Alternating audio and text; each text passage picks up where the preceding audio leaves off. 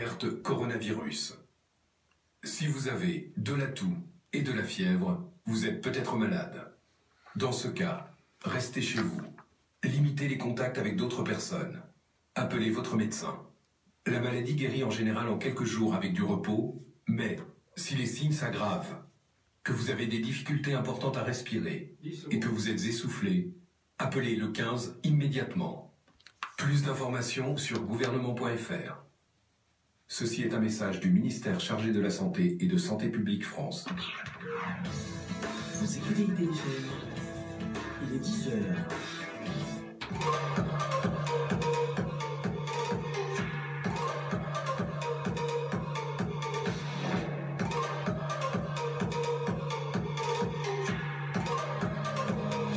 Bonjour à toutes, bonjour à tous. Bienvenue au bar de l'économie sur IDFM Radio Anguin. Florence Sueur au micro, accompagnée de DJ Charlie à la technique. Merci en tout cas de votre fidélité, que vous nous suiviez en vidéo live via Facebook, page bar de l'économie, ou en web radio, idfm98.fr ou encore en FM 98.0. Pour réécouter cette émission et connaître tout des infos, eh bien connectez-vous sur la chaîne YouTube Bar de l'économie. Alors au menu aujourd'hui, eh bien sûr 5 minutes sur le Covid-19 avec notre expert, le professeur Gilbert Deray, interviewé par Jean-Claude Durousseau. Et puis un thème, une émission spéciale aujourd'hui pour les entreprises adaptées avec nos invités qui sont Sébastien Citerne, le délégué général de l'UNEA, l'Union nationale des entreprises adaptées, car les entreprises Île-de-France se sont engagées dans la lutte contre le Covid. Cela fait plus de 30 ans que cette union existe au service de l'emploi des personnes en situation de handicap, donc vous saurez tout à l'heure. Et puis nous aurons également Henri-Aurélien Chopineau, le directeur de TechAir, une entreprise du Val d'Oise, à Villiers-le-Bel, plus exactement, qui s'est complètement réorganisé et qui a multiplié par 10 sa production. Vous saurez tout également tout à l'heure. Et puis nous aurons bien sûr la lecture du jour grâce à Samira Chakaf Andalousi qui va nous lire un extrait du dernier Frédéric Becbédé, un smiley paru chez Grasset. Alors, eh bien tout de suite, c'est parti pour 5 minutes sur le Covid. 5 minutes pour comprendre le Covid. Comme tous les jours, je suis en duplex avec le professeur Gilbert Deray. Professeur Gilbert Deray, bonjour. On commence à parler de déconfinement de plus en plus et aujourd'hui, on a autorisé les familles à visiter leurs proches dans les EHPAD. Alors, quel geste de précaution prendre pour préparer sa visite en EHPAD? Bon, tout d'abord, c'était une absolue nécessité. C'est un drame dans les EHPAD et en dehors du Covid-19. La solitude, la distanciation avec les familles, ça tue. Donc, il fallait rétablir un contact. Il faut souligner que ce qui a été autorisé, ce sera la visite limitée, pas plus de 2 personnes, et il n'y aura pas de contact physique, ce qui est un problème, mais qui me semble à ce stade raisonnable. Donc moi, ce que je pense, c'est qu'effectivement, pour l'instant, il faut éviter le contact physique, et ce qui serait bien, c'est que la personne qui visite porte un masque, et que la personne qui est dans l'EHPAD, c'est-à-dire le grand-père, la grand-mère, porte aussi un masque, et que bien entendu, tous les gestes qui consistent à se laver les mains avec du savon ou avec des gels hydroalcooliques soient respectés et qu'on se tienne à environ 2 mètres de distance de la personne. Alors, ça reste triste, hein, mais ce contact visuel et ces paroles ont déjà considérablement amélioré cette situation. C'est déjà un plus. On n'a pas peur de réimporter le virus ou d'importer le virus dans certaines EHPAD qui avaient été épargnés jusqu'à présent?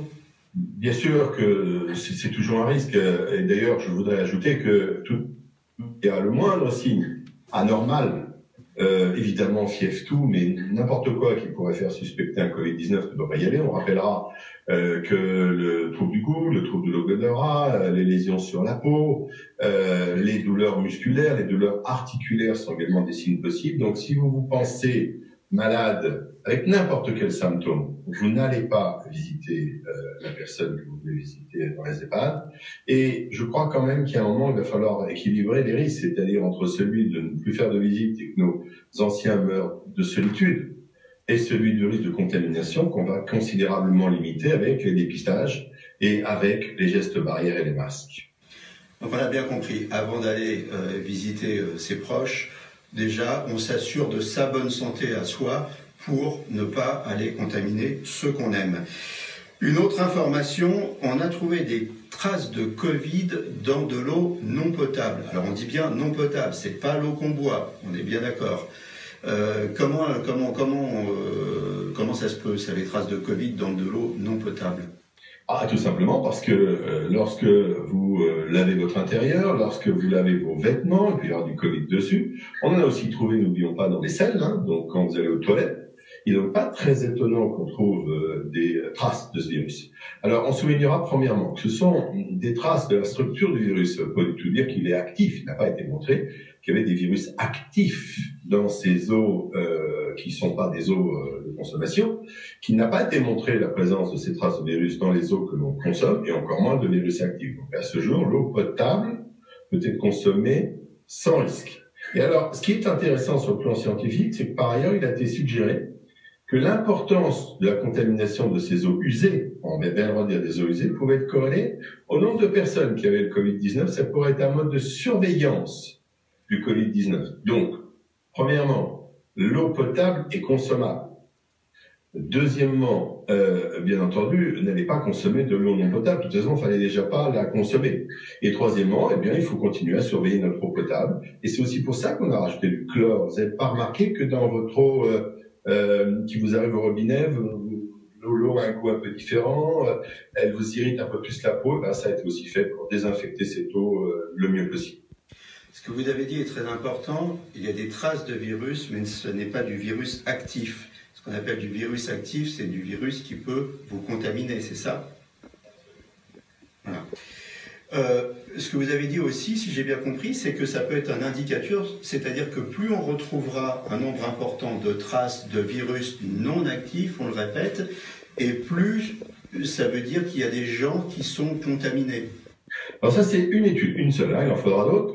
Mais de cette étude, ces personnes ont suggéré, c'est pas idiot, que puisqu'il est si difficile de savoir où le virus récidive, et dans le cadre du déconfinement, eh bien, on pourra peut-être prendre des échantillons dans différents endroits, en particulier des centres urbains.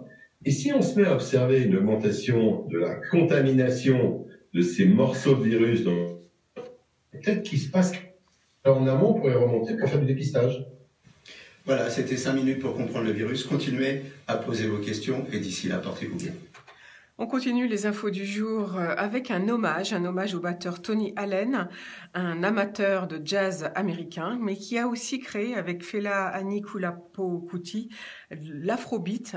Il est brutalement décédé donc ce 30 avril, donc la semaine dernière, et il avait 79 ans. Ce genre musical urbain, l'afrobeat, est né au Nigeria dans les années 60 et ne serait jamais connu sans Tony Allen. Alors c'est un multi-instrumentiste, mais surtout un batteur, et puis aussi un chanteur. Alors qu'est-ce que c'est ce genre musical? Eh bien c'est une fusion détonnante de jazz, de funk, de rythme cubain venu du Ghana et du Nigeria, qui aujourd'hui encore fait des émules jusqu'au Japon. Et ensemble, ils ont échafaudé une pyramide de boucles hypnotiques qui mène jusqu'à la trance. Pendant 10 ans, il a promu ce rythme musical, l'afrobeat. Et puis il est revenu ces dernières années à ses premières amours, au jazz américain. Et il est venu s'installer d'ailleurs en France. Donc on lui rend hommage aujourd'hui. Il démarrait la promotion d'un nouvel album qu'il avait enregistré en 2010. Et donc vous pourrez le retrouver sur les plateformes, bien sûr. Je vous en ferai écouter tout à l'heure. Autre info du jour, c'est un masque grand public. Eh bien, maintenant, en fait, le mot d'ordre, c'est jamais sans mon masque. C'est la nouvelle habitude qu'il faut prendre. La Poste lance une plateforme en ligne pour les TPE-PME.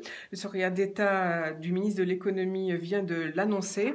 Et donc, vous pourrez, si vous êtes une entreprise de moins de 50 salariés, vous pourrez confier à la Poste la commercialisation et la distribution des 10 millions de masques prévus via cette plateforme qui s'appelle masque au pluriel _pme.laposte.fr et qui a été développée avec DocaPost, la filiale numérique de la Poste.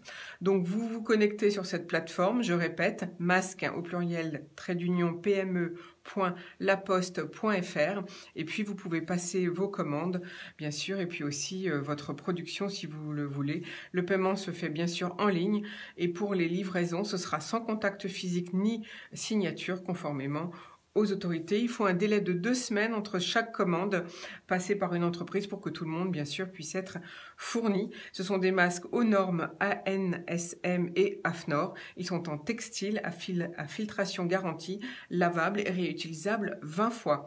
Il est rappelé que le port du masque s'inscrit bien sûr dans les gestes barrières. Alors pour plus d'infos, eh bien vous pouvez aussi vous rapprocher de vos CCI ou de votre chambre des métiers et de l'agriculture. Le MEDEF, le MEVO-MEDEF également, nous informe que la demande d'aide pour les TPE, c'est-à-dire les commerçants, les artisans, les professions libérales et autres agents économiques, quel que soit leur statut de société, entrepreneur individuel, association, etc., et quel que soit votre régime fiscal et social, est reconduite pour le mois d'avril.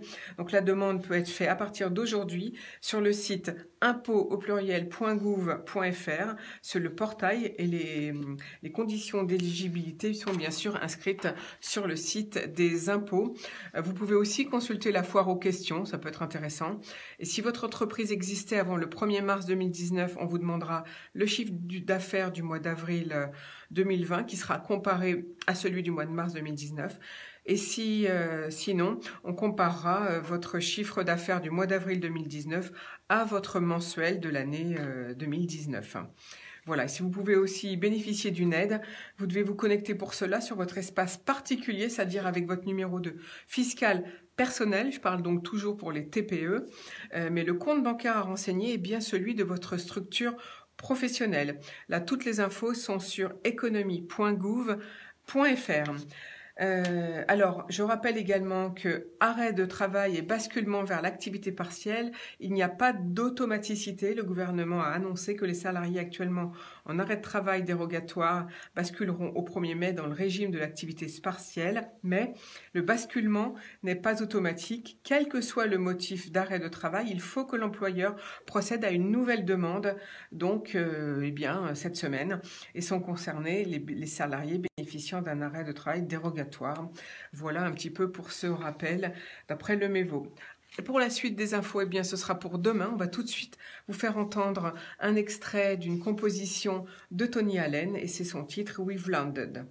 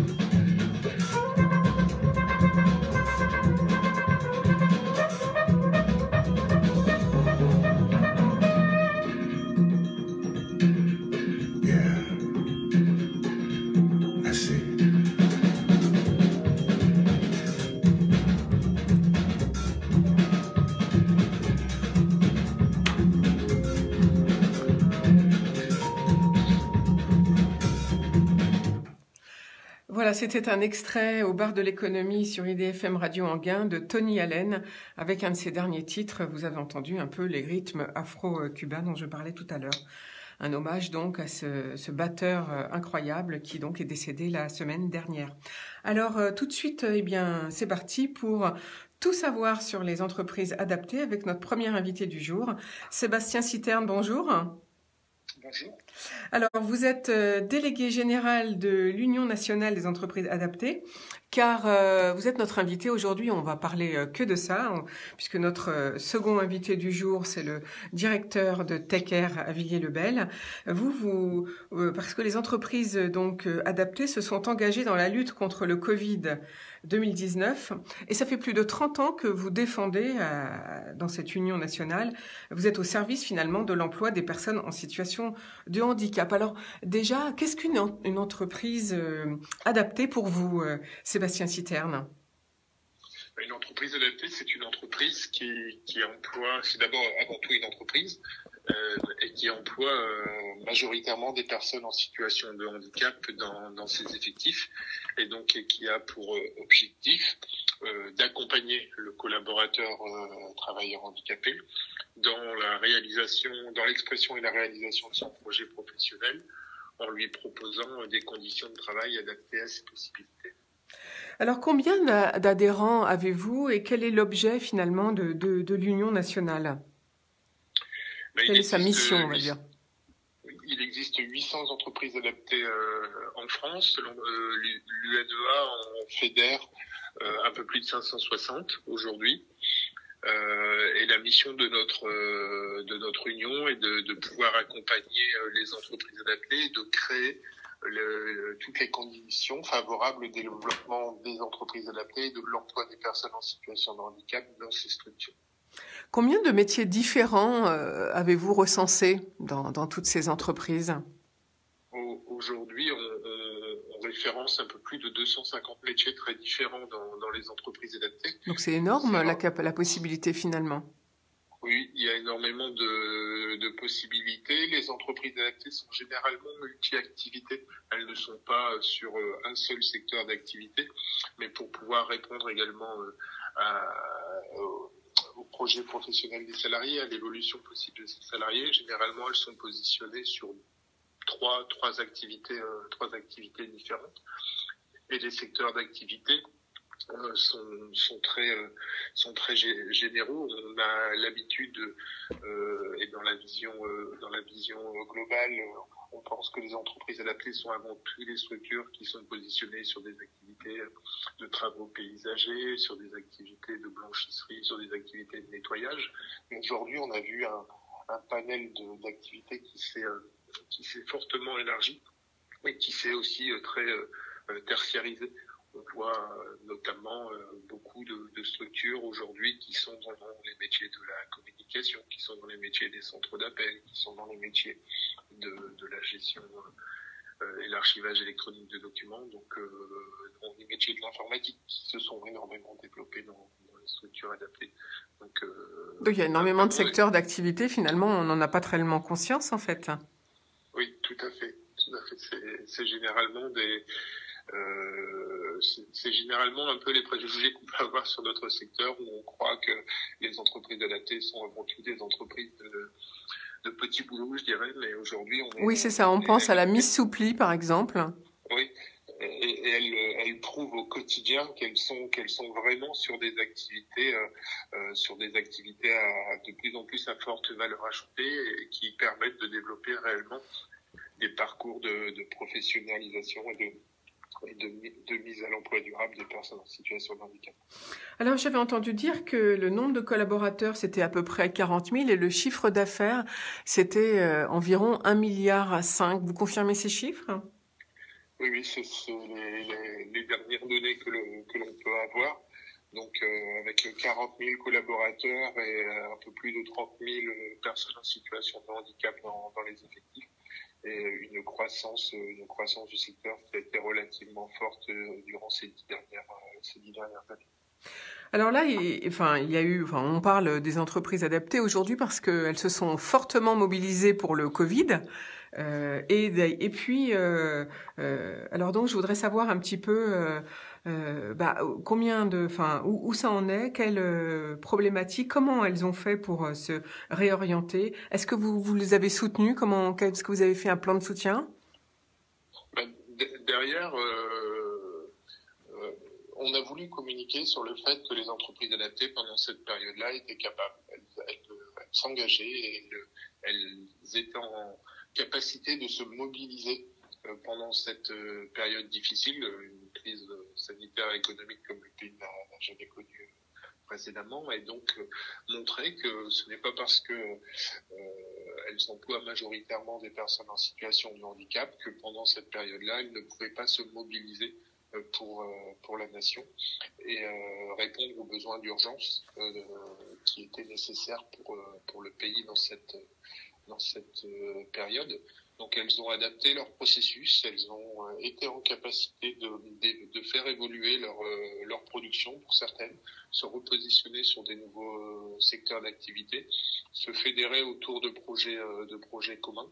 Et donc on a vu naître de très très beaux projets qui étaient utiles pour cette période, avec la fabrication de masques, le conditionnement de gel hydroalcoolique pour les particuliers, derrière la fabrication de pièces, et vous aurez le témoignage d'Aurélien Chopineau juste après mon intervention, qui témoignera de la mobilisation de Techcare pour la fabrication de pièces pour les respirateurs artificiels. Voilà, il va nous expliquer un petit peu comment il a fait tout à l'heure.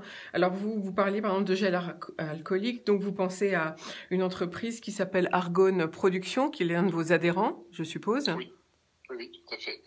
Et donc, qui est une entreprise qui est basée dans la Marne et qui faisait déjà un peu de conditionnement de produits, un peu pour le luxe, je dirais, et qui a totalement réorienté sa production quand la crise sanitaire est arrivée, pour dédier ses lignes de production au conditionnement de gel hydroalcoolique. Et donc c'est une structure qui a su adapter ses process de production, son organisation, et qui a même augmenté son rythme de travail pour pouvoir répondre à la demande qui était croissante sur ce type de produit. Alors pour les aider, vous avez fait quelque chose d'assez inattendu, hein. Vous avez lancé une web-série, c'est ça? Oui, c'est ça. Donc en réfléchissant avec les collaborateurs de notre association, on s'est dit voilà, c'est le moment d'être en capacité de prouver que les structures entreprises adaptées sont en capacité d'affronter la crise, de présenter de très très beaux projets. Et donc on a réfléchi en interne avec nos responsables de communication pour voir comment on pouvait valoriser ça. Et l'idée a été de pouvoir réaliser à la fin, on aura 14 épisodes de belles expériences qui ont été menées dans les entreprises adaptées, que ce soit dans les métiers totalement liés à la crise sanitaire, ou que ce soit l'adaptation des métiers habituels de l'entreprise. Alors ces web-séries, on peut les retrouver sur YouTube ensuite? Oui, on peut les retrouver sur la chaîne UNEA Communication, et on peut les retrouver également sur le site internet de l'UNEA, où vous avez la possibilité de voir l'intégralité des petites vidéos de 2 minutes 30 qui ont été... Alors justement, moi j'ai découvert l'entreprise Wallaby qui est à Albi et qui fait de l'installation de chambres pour accueillir des patients dans des cliniques, j'imagine, ou des hôpitaux peut-être. Est-ce que c'est bien ça? Oui, c'est ça. En fait, la clinique était en cours de reconstruction. Il y avait le chantier de réhabilitation qui se terminait, et le fournisseur traditionnel n'a pas pu honorer sa commande. Donc ils ont fait appel à l'entreprise adaptée Wallaby qui avec l'intégralité de ses équipes a su s'adapter et mettre ses compétences au service de la clinique pour pouvoir rendre le chantier et rendre les champs opérationnels quand la crise est arrivée, quand il a fallu réquisitionner chambres pour notamment des soins en réanimation. Et puis on y découvre aussi une entreprise dans l'Ain qui fait des repas pour les personnes âgées, ou alors une autre dans le Nord qui, elle, fait de l'imprimerie, et notamment pour les hôpitaux. Oui, c'est ça, une entreprise adaptée du Nord, proche de Douai, qui fabrique les dossiers, les supports de dossiers patients, et qui a continué à pouvoir livrer l'intégralité de ses produits et de ses productions aux hôpitaux de la région Grand Nord et Hauts-de-France pour pouvoir assurer le bon suivi des partenaires. Et cette entreprise a une belle initiative aussi de pouvoir créer un autocollant de soutien aux blouses blanches, je dirais, au personnel soignant et hospitalier. Et elle remet toujours à chaque personne qui le veut un petit autocollant de soutien à la mobilisation des personnels. Je pense qu'il va y avoir beaucoup de gens qui sont dans les professions médicales qui seront intéressés par cette entreprise qui fabrique des blouses. Et il y en a une autre qui fabrique des masques. On peut peut-être la citer parce qu'elle aussi, elle doit intéresser beaucoup de monde. C'est Handy Up. Je pense que là, ils sont à fond dans la fabrication de masques. Oui, c'est une entreprise adaptée qui avait initialement un petit département couture qui était dédié avant tout à l'industrie automobile et qui a su réorienter l'intégralité de sa production sur la période, sur la fabrication de masques et créer des partenariats locaux et valider sa production par l'Agence régionale de santé. Et aujourd'hui, elle est en capacité de produire plus de 10 000 masques par semaine pour ses propres besoins et également pour les besoins de l'ARS au niveau local. Alors, est-ce qu'il y a des problématiques plus particulières en ce moment pour ces entreprises-là ou est-ce qu'elles sont comme les autres entreprises? Est-ce que vous développez des soutiens particuliers? Les entreprises adaptées, comme je vous le disais, sont avant tout des entreprises, donc elles sont impactées par la crise comme n'importe quelle autre entreprise. Elles essayent d'adapter leurs moyens de production, de réorienter leurs activités pour pouvoir maintenir une activité pendant cette période. Mais elles ont été aussi fortement impactées par la situation sanitaire et économique. L'UNEA a créé un observatoire, je dirais, d'analyse de la situation. Et on a vu dans un premier temps les entreprises adaptées se mettre sur une position de fermeture relativement massive de leur structure, puisqu'à fin mars, on identifiait 30%, un peu plus de 30% des entreprises adaptées qui étaient totalement fermées. Et par contre, 15 jours après, on a vu les structures se repositionner, avoir réfléchi à une reprise partielle de l'activité. Et ce nombre de fermetures totales entre fin mars et mi-avril était tombé à 11%. Donc elles se sont très vite réadaptées finalement. Elles se sont réadaptées. Réorganisées. Le taux d'activité était un taux d'activité réduit parce qu'il fallait respecter les conditions de distanciation sociale, de pouvoir respecter les conditions de sécurité sanitaire de chacun des collaborateurs, mais elles ont su s'adapter, rebondir sur une partie de leurs activités ou sur une réorientation d'activité. Alors, quelle intégration dans la société, quel regard porte-t-on en ce moment, en 2020, d'une manière générale, sur les entreprises adaptées, sur les salariés porteurs de handicap? Est-ce qu'ils sont pour vous plus intégrés qu'avant? Est-ce que c'est plus facile? D'abord, est-ce qu'il y a plus de handicap qu'avant? Quel est le bilan de la situation? La situation est quand même très contrastée. Aujourd'hui, on a globalement pratiquement 500 000 demandeurs d'emploi, travailleurs handicapés en recherche d'emploi, avec un taux de chômage avant la crise qui était le double du reste de la population. Et donc une volonté de vouloir concourir à une société plus inclusive qui fait la place à chaque talent, à chaque compétence, à chaque individu pour qu'il puisse trouver sa place dans le monde du travail et contribuer ainsi à faire société. Et donc on a encore un travail relativement fort à réaliser dans notre pays, car quand on regarde les résultats de l'obligation d'emploi de travailleurs handicapés, aujourd'hui, globalement, on arrive à peine à un peu plus de la moitié de l'obligation légale qui est fixée à 6% d'emploi de travailleurs handicapés dans les structures. Donc, on a encore Donc en fait, la loi, c'est 6%, et vous dites qu'il n'y a que 3% de salariés handicapés employés. On est à 3,5% aujourd'hui dans les entreprises privées.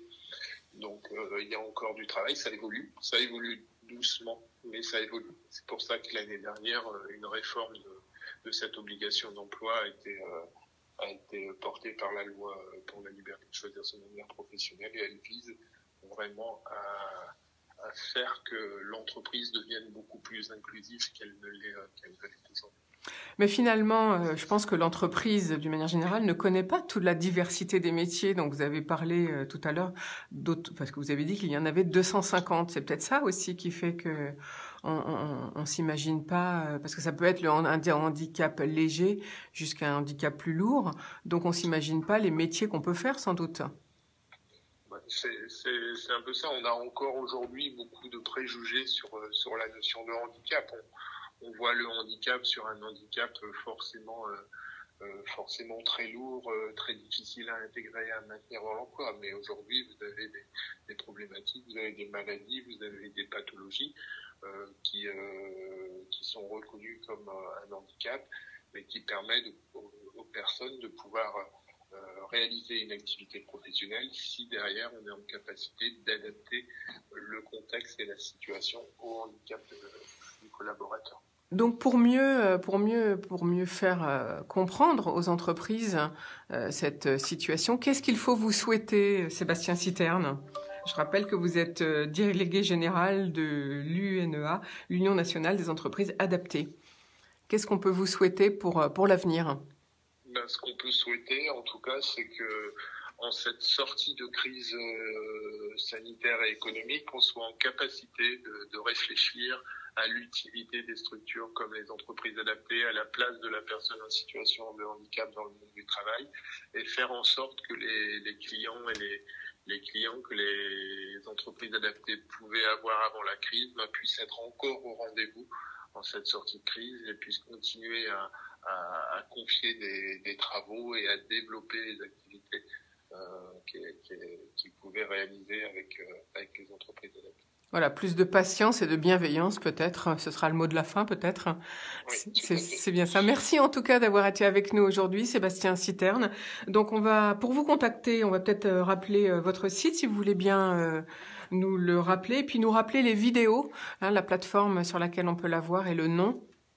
Oui, donc vous pouvez retrouver les informations sur le site de l'UNEA, donc www.unea.fr, et les vidéos sont donc accessibles à la fois sur notre site mais également sur YouTube, sur la chaîne UNEA Communication. Vous pouvez retrouver l'intégralité des vidéos, et je peux vous annoncer un peu en exclusivité que la secrétaire d'État aux personnes handicapées conclura cette série web à la fin de la semaine. Eh ben, merci beaucoup pour cette annonce en exclusivité. On sera ravis de l'écouter. Et puis, on espère que ça va résonner dans les entreprises. En tout cas, on pourra réécouter cette émission sur notre plateforme, nous aussi, YouTube, la chaîne Barre de l'économie. Merci Sébastien Citerne d'avoir été avec nous aujourd'hui par téléphone, bien sûr. Et puis, bon confinement, on va vous souhaiter. Et on vous emmène tout de suite vers une nouvelle pause musicale. Et à très vite. Joe, we got go, me on my road. We got go, hold the hero down the bayou. My phone seat is one, me on my road. Son of a gun will have me come on the bayou. I hold up on the road, the place is buzzing. If all come to see home by the dozen. Dressing style, go wild and the gay.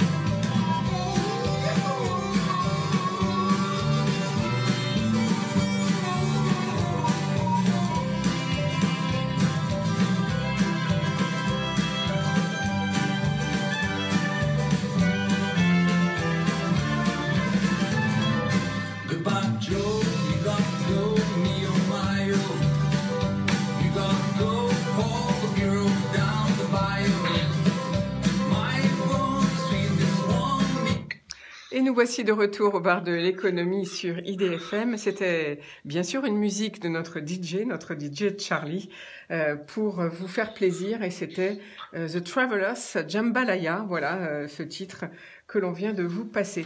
Alors nous sommes toujours en compagnie des entreprises adaptées aujourd'hui. Et au micro maintenant, Henri-Aurélien Chopineau m'accompagne. Henri-Aurélien Chopineau, bonjour. Vous êtes le directeur de TechAir. Vous êtes installé à Villiers-le-Bel dans le 95, en Val d'Oise. Vous êtes directeur de cette entreprise adaptée depuis un petit moment, mais vous êtes même le directeur des ESAT d'Île-de-France pour le groupe, un nouveau groupe d'ailleurs, le groupe VYV, et vous dirigez un établissement donc en plus de Villiers-le-Bel qui se situe à Puteaux. Alors je vais les citer vous allez les citer dans quelques minutes, mais d'abord dites-nous un peu qu'est-ce qu'une entreprise adaptée par rapport à un ESAT déjà, pour vous la différence. Bonjour à tous. Alors, il faut repartir depuis le début. Une personne en situation de handicap, si elle souhaite travailler, va se rendre dans sa MDPH, c'est-à-dire la maison départementale des personnes en situation de handicap. Elle va se faire reconnaître avec une RQTH, une reconnaissance de travailleur handicapé, et une commission va déterminer si oui ou non il peut travailler. S'il peut travailler, il va avoir une orientation en fonction de son handicap dans un ESAT. Donc là, il y a une orientation très claire ESAT.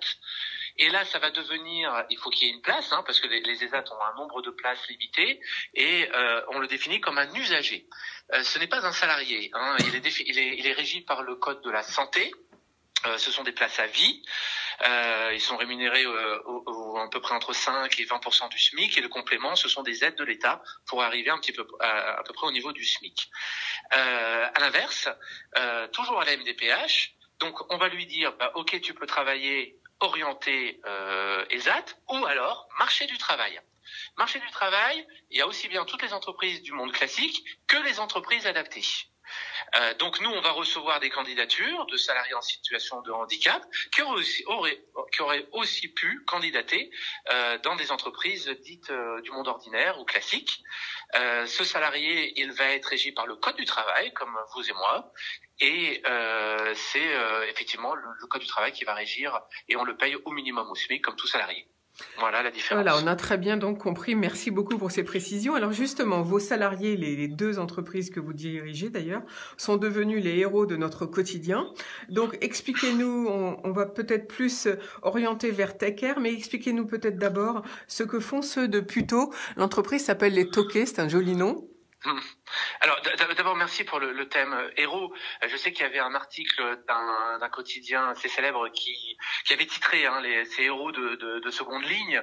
C'est marrant que vous en parlez puisque je leur avais lu devant tout le monde, devant tous mes salariés en situation de handicap, cet article qui avait titré les héros. Moi c'est un titre qui nous amène beaucoup de fierté, mais d'un autre côté je leur avais dit, pour la petite anecdote, lors de cette lecture, en disant les héros, moi, ce sont plutôt les héros, les super-héros de mon fils qui a 3 ans. C'est plutôt effectivement les Batman, les Superman. Les héros masqués. Les héros masqués, exactement. Ouais, mais nous, justement, il y en a un qui réagit et qui dit nous on l'est. On a aussi des masques. Donc c'est génial. Alors effectivement, héros ou pas héros, en tout cas nous on fait notre travail. Voilà, je voulais juste faire cette petite aparté sur ce mot héros qui me fait extrêmement plaisir. Mais est-ce qu'on l'est vraiment tant bien, mieux, voilà. on est là pour vous faire plaisir, c'est ça nos émissions de radio. Alors, donc, les Toqués, eux, fabriquent à manger finalement, c'est ça? Oui. Sont un traiteur? Oui.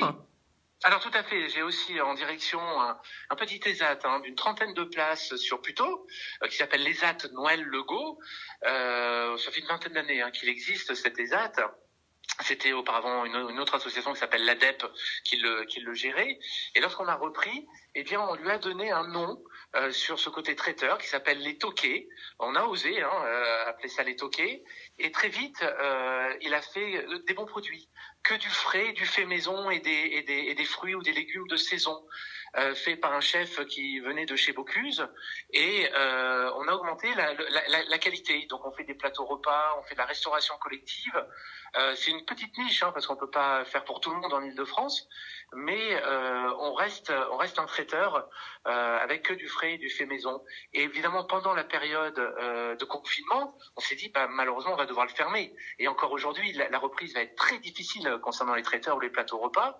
Et on s'est dit qu'est-ce qu'on peut faire? Eh bien, comme je laissais ouvert moi le Tech Care, et on en parlera, je suppose, tout à l'heure. Bien sur sûr, les dispositifs oui, on en médicaux. parlera dans quelques secondes. J'en ai un peu plus de 60 salariés en situation de handicap qui travaillent sur le site de Villiers-le-Bel. Et bien, comme tout combattant, puisque le président de la République a utilisé ce mot de guerre, eh bien, la nourriture, le manger est important. Il faut leur donner des vitamines. Et eh bien, c'est les toqués qui tous les jours livrent, fait le repas. Des équipes, puisqu'on est en 2-8, les équipes du matin pour le déjeuner et du soir aussi, et ce de façon gratuite pour les salariés depuis le début du confinement. Alors ça, c'est formidable, mais vous pourriez même ouvrir de la vente à emporter, j'imagine, pour les gens qui habitent dans le coin de Puteaux, non? C'est plus compliqué parce que ça serait par personne, etc. On préfère des contrats avec des entreprises qui s'engagent ou qui font c'est plus des facile à commandes. gérer. Oui, voilà. Parce qu'après, il faut faire des commandes longtemps à l'avance. Ça aussi, ça n'a pas été simple pour reprendre les commandes chez nos fournisseurs, Rungis, etc. Ou le petit primeur du coin. Lui aussi était fermé dans un premier temps, donc les commandes se passent souvent 2 semaines à l'avance. Alors que le particulier va venir du jour au lendemain en disant tiens, j'aimerais commander ça et ça. Donc on préfère effectivement s'adresser à un public d'entreprise. Alors les autres héros de notre quotidien, comme je l'ai dit tout à l'heure, c'est ceux que vous salariez chez Tech Air à Villiers-le-Bel. Donc là, vous fabriquez des pièces détachées indispensables aux respirateurs artificiels, ce que vous faisiez déjà avant la crise, mais vous en faisiez 2000 et maintenant vous êtes passé à 20 000. Alors expliquez-nous un peu ce changement radical. D'abord, les salariés, quand ils ont appris que on était en période de guerre sanitaire et qu'il fallait peut-être arrêter, qui est venu donc travailler? Comment vous avez fait? Alors, c'est déjà une activité qui a été faite. Moi, j'ai repris le site il y a 6 ans désormais. Et effectivement, on avait un client qui s'appelait Air Liquide, quasiment un client unique, pour lequel on fabriquait des régulateurs de vide et des débitmètres. On a pris le marché il y a 4 ans des capteurs, et donc c'est sur ces fameux capteurs qui aujourd'hui sont si essentiels aux respirateurs artificiels. Ce sont des composants à usage unique. Sur ce capteur, c'est ce qui va mesurer le souffle d'air du patient en réanimation. Donc c'est la pièce indispensable du respirateur. Indispensable et unique, parce qu'à usage unique, chaque patient, on va changer cette pièce, et en fait, elle est très complexe parce qu'il y a un petit circuit imprimé sur lequel nous soudons, nos salariés en situation de handicap, soudent un fil qui est plus fin qu'un cheveu. Très peu réussissent à le faire. J'ai mis plusieurs valides, plusieurs encadrants, on le casse à chaque fois. Ils sont 3 à 4 à pouvoir réaliser cette opération. Ah donc c'est exceptionnel. Là, c'est assez exceptionnel. Donc là, vous avez des salariés porteurs de handicap qui sont exceptionnels, j'allais dire. Parce que si vous dites que nous, les valides, on n'y arrive pas... oui, en plus, donc on a dû essayer d'en former d'autres. On connaissait nos salariés, on savait qu'ils n'étaient pas en capacité de pouvoir réaliser cet acte. On est allé chercher du côté des intérimaires, et même du côté des intérimaires, le fil est cassé, le fil n'est pas assez tendu, il est plus fin qu'un cheveu, donc il faut déjà bien le voir, faire ces 2 points de soudure, et après il faut tester. C'est très complexe, on n'imagine pas, mais là effectivement, on a la bonne personne à la bonne place, qui réussit ce geste. Alors, vous faites plein d'autres choses chez Tech Air. Vous faites aussi des kits de perfusion, des pipettes de prélèvement bactériologique. Vous gérez 150 personnes qui sont encadrées par 30 personnes. Expliquez-nous une journée de travail. Alors, une journée de travail, on va arriver à 7h30. Maintenant, nous sommes en 2-8, donc ils vont finir à 15h10 avec la deuxième équipe qui va se mettre en place jusqu'à 21h. On a des conf calls régulières avec les équipes d'Air Liquide, pour qui on répond là sur ce fameux capteur, sur ces respirateurs artificiels. Mais effectivement on n'a pas dit d'ailleurs tout à l'heure que finalement vos salariés sont revenus au travail finalement en chantant, puisque ils sont tous volontaires. Ils ne voulaient pas arrêter. merci de l'avoir souligné. Effectivement, il y a beaucoup d'entreprises adaptées ou des AT qui ont arrêté leur activité et qui se sont dit qu'est-ce qu'on va faire. Les consignes d'ARS étaient d'aller en activité partielle ou beaucoup plus lente par rapport à nos activités normales. Nous, très rapidement, on a décidé de maintenir, vu les dispositifs médicaux que nous fabriquions, et puis surtout, Air Liquide a réagi très vite, nous a réquisitionné par le préfet pour dire non, vous êtes une activité essentielle, vous êtes un sous-traitant essentiel. Pour les respirateurs, il y a des commandes énormes qui arrivent de la part de l'État. Et donc il faut que vous restiez ouverts. Mais derrière, il y a des hommes, et les hommes, il faut les motiver à venir au travail. Et là, ça a été sur la base du volontariat, parce qu'ils auraient pu très bien tous rester chez eux en arrêt maladie. Et là, on a demandé et on a eu quasiment 100% de l'effectif de l'entreprise adaptée qui a répondu volontaire à cette augmentation de la production. Alors, vous venez de le dire, vous avez 100% de votre production qui est en effectif de personnes porteurs de handicap. Donc, revenons à cette journée de travail. Donc, tout le monde arrive à 7h30. Comment ça se passe ? Alors ils arrivent, ils ont les objectifs du jour, ils ont une première petite réunion qui va être une réunion de prod, et ils vont avoir aussi une réunion, ce qu'on appelle, alors c'est pas une réunion, c'est un échange avec le moniteur ou l'encadrant qui s'appelle l'écoute du matin. C'est très important, c'est un mode opératoire qu'on a déposé et qu'on essaye d'expérimenter. Chaque moniteur va recevoir pendant 1 minute 30 chacun de ses salariés en situation de handicap pour connaître l'humeur sociale, la bobologie du matin, est-ce que ça va bien, est-ce qu'il y a du stress lié au Covid actuellement, il y a beaucoup de questions, ou il y a quelque chose qui va pas en ce moment parce qu'un de ses parents a été touché par le Covid ou autre. Et tout de suite, ça peut avoir un impact sur la journée, sur l'entourage du salarié. Il va pas comprendre pourquoi ça ne va pas, pourquoi sa productivité est moins bonne qu'hier. Donc il faut qu'on le sache, il faut lui permettre d'exprimer et pour qu'on puisse agir derrière. Donc il y a la performance économique sur laquelle on déclare, voilà les objectifs de la journée, et qu'on va suivre d'heure à heure. Et la performance sociale, on va suivre effectivement le bien-être de la personne lié à cette productivité qui augmente, ces objectifs, comme vous avez dit tout à l'heure, on est passé de 2000 à 20 000 capteurs, ça ne se fait pas comme ça. Derrière, il y a des hommes, on a augmenté les capacités de production de nos machines et aussi de nos hommes. Donc derrière, il faut voir à quel moment ça peut craquer ou à quel moment ça craque. Et il faut qu'aussi d'heure à heure, on soit au courant de ce qui se passe, tant en termes de production que de bien-être. Donc en fait, le moteur finalement de la gestion, c'est ce qu'on appelle le nouveau mot à la mode, c'est les soft skills, c'est la bienveillance en fait. Oui, c'est comme ça qu'on recrute. Quand je vous dis c'est marché du travail, effectivement, on va avoir des types de handicaps ici principalement plutôt des déficients intellectuels, déficients mentaux.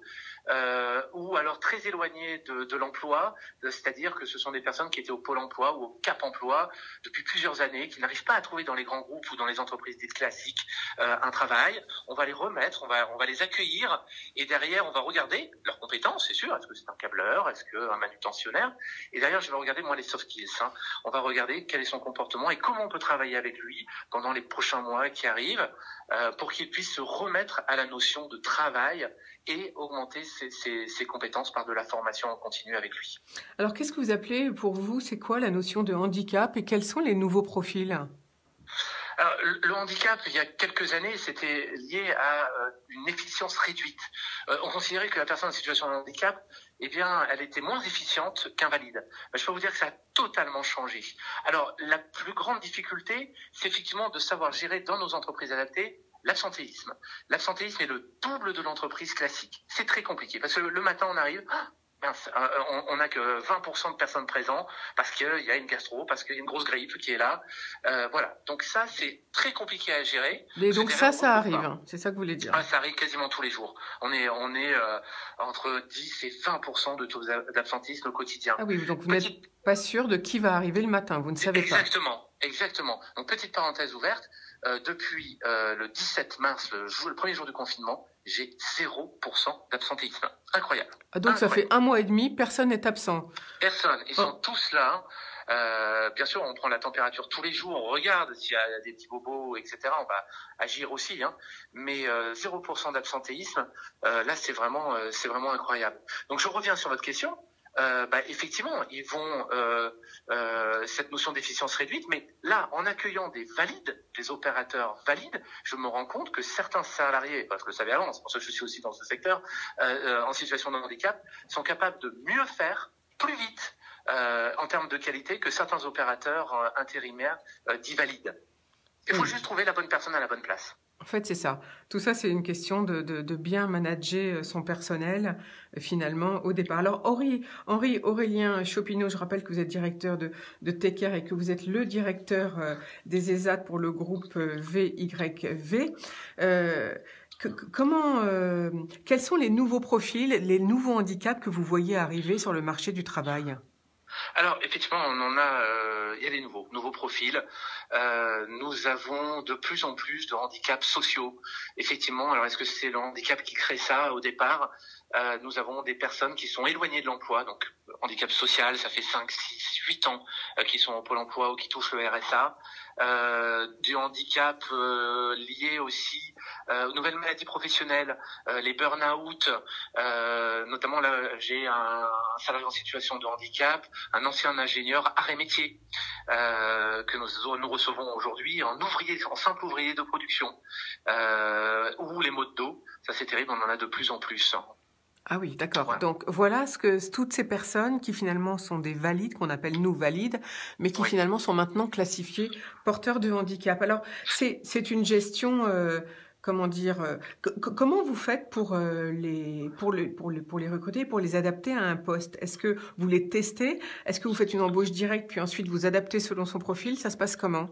Alors, on fait des PMSP, donc on va faire des tests pendant 2 semaines avec le Pôle emploi, c'est un contrat assez particulier, sous 2 semaines, et on va les mettre à plusieurs postes. Et on va voir le poste qui lui convient le mieux, qui nous convient le mieux. On va aussi, comme vous en aviez parlé, regarder les soft skills, mais effectivement, comme pour ces jeunes filles qui réalisent la soudure sur ce capteur, ils sont pas tous capables. Idem, vous mettez quelqu'un en salle blanche qui va rentrer des pipettes dans des petites boîtes, une vingtaine de petites boîtes, des pipettes de prélèvement bactériologique.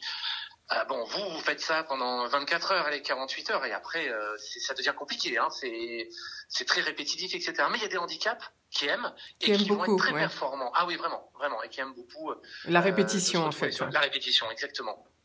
Et donc, finalement, vous fonctionnez comme un laboratoire social, on pourrait dire, pour trouver des nouvelles méthodes de gestion ? Ça, c'est au quotidien. On a cette performance économique, mais on a aussi ce devoir dans ces ESAT et dans ces entreprises adaptées à chercher la performance sociale. Et je considère ici cette gestion comme une gestion entrepreneuriale, j'ai pas peur de le dire, puisque derrière, quand vous venez visiter le site, on est le premier pôle sous atmosphère contrôlée du secteur adapté et protégé. Nous avons 4 salles blanches, ce qui est assez unique en France. Et bien, le client derrière a demandé des notions de qualité, de prix, de délai, comme n'importe quel autre industriel. Et aujourd'hui, vous voyez des salariés et pas des handicapés dans notre entreprise ici.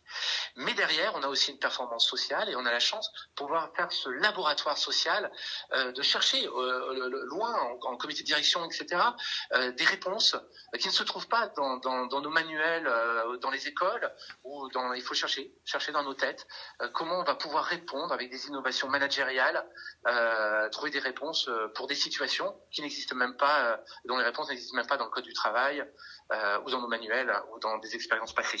Alors ça veut dire que vous avez parmi vos salariés des psychologues peut-être, ou des psychiatres même éventuellement ? Oui, on a tout un pôle médico-social qu'on a appelé le PEPS, le pôle éducatif et d'accompagnement professionnel et social, où il y a une éducatrice spécialisée qui gère en tant que chef de service ce pôle. On a une assistante sociale, il y a un psychiatre qui vient le vendredi, on a un ostéopathe qui vient nous masser aussi le vendredi matin.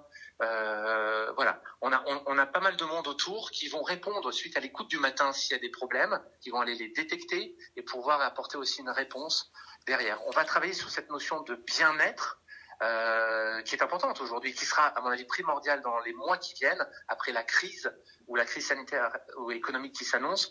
Derrière, les gens vont chercher du sens dans l'entreprise. Nous, on l'avait déjà, ce sens. Je sais pourquoi moi je dirige ces entreprises, mais il faut le répéter constamment à l'ensemble de mes salariés et voire même des travailleurs en situation de handicap, parce que même pourraient très bien rester chez eux, dire avec des aides, etc. Je peux rester. Il faut qu'ils aient un sens à venir au travail au quotidien et qu'ils y trouvent un petit plus. C'est vrai. Merci en tout cas pour tout ce travail, Henri-Aurélien Chopineau. Je rappelle que vous dirigez Tech Air, une entreprise du Val d'Oise installée à Villibel qui fabrique des salles blanches et puis aussi ces fameux respirateurs, enfin qui participent aux respirateurs dont on a tant besoin en ce moment. Eh bien écoutez, à bientôt en tout cas sur notre antenne. On va juste rappeler votre site internet si quelqu'un veut vous joindre. Comment fait-on ? Là, il faut aller sur adep.fr. Pour l'instant, on est encore sous cette association, adep.fr. Voilà. Ils vous trouveront comment vous contacter. Merci beaucoup. Très bon confinement à vous. Merci à vous. Bon travail à vos équipes courage. que l'on félicite ces héros du quotidien. À bientôt. Je leur transmettrai. Voilà. On part tout de suite sur une nouvelle pause musicale et on revient dans quelques secondes.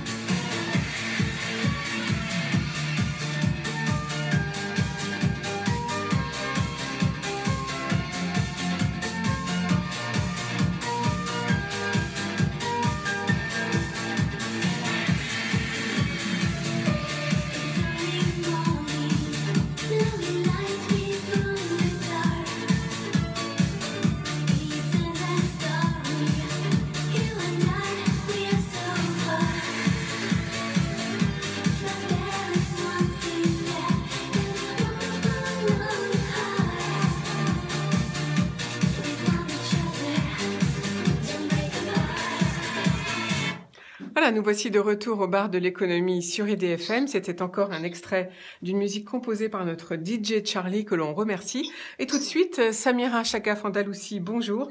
Alors, on vous écoute pour un extrait du dernier livre, c'est Smiley de Frédéric Beigbeder. Oui, c'est le livre qui fait suite qui est dans la trilogie des 99 francs. Donc voilà, c'est l'histoire d'Octave Parango. La remontée spectaculaire des audiences de France Publique à partir de 2014 s'explique par l'arrivée en masse des clowns à chaque carrefour de la grille. Allez, il nous reste 1 minute 30 d'antenne, donc de lecture. Merci Samira.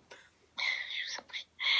La rigolade compensait le sérieux des infos. C'est une grande mêlée de culture et de déconne qui fut autrefois le succès de l'esprit TF+.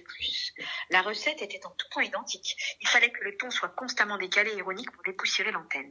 La retransmission vidéo fut installée en 2014 par l'Adonis, président. Cette année-là, la radio ne s'est pas contentée de plagier la télé. Elle en est devenue une. Quand vous appuyez sur la bande FM, France Publique, la radio la plus prestigieuse de l'État français, se reconnaissait désormais à ses gloussements incessants. En comparaison, Rire et Chanson évoquaient Radio Notre-Dame. Même les animateurs les plus sérieux, les reporters les plus intègres, les chroniqueurs les plus pontifiants, devaient se montrer beaux joueurs et accepter la pantalonnade permanente, encaisser les potacheries, voire participer aux gags et aux parodies les plus burlesques. La grille de France Publique Post 2014 a consisté à transformer la radio leader du service public audiovisuel en un comédie club géant où tout le pouvoir était accordé aux bouffons. Alors, rapidement, je vous disais, c'est le livre de Frédéric Beigbeder qui parle d'Octave Parango qui a travaillé dans la pub durant les années 90 et dans la mode durant les années 2000. Il est désormais humoriste à 8h55 le jeudi matin sur la plus grande radio nationale du service public. Et en fait, il clôt la trilogie sur les alignations contemporaines après la tyrannie de la réclame, puis la marchandisation de la beauté féminine. Donc Frédéric Beigbeder ici s'attaque à la dictature du rire. Merci Samira, oui ça a l'air très drôle, je pense que on va tous se le procurer. Merci en tout cas pour cette rapide lecture aujourd'hui et à très bientôt. On vous souhaite un bon confinement bien sûr. On va se quitter car notre émission s'achève. On va vous souhaiter une très belle journée. Je vous embrasse, je vous dis à demain. Ciao ciao.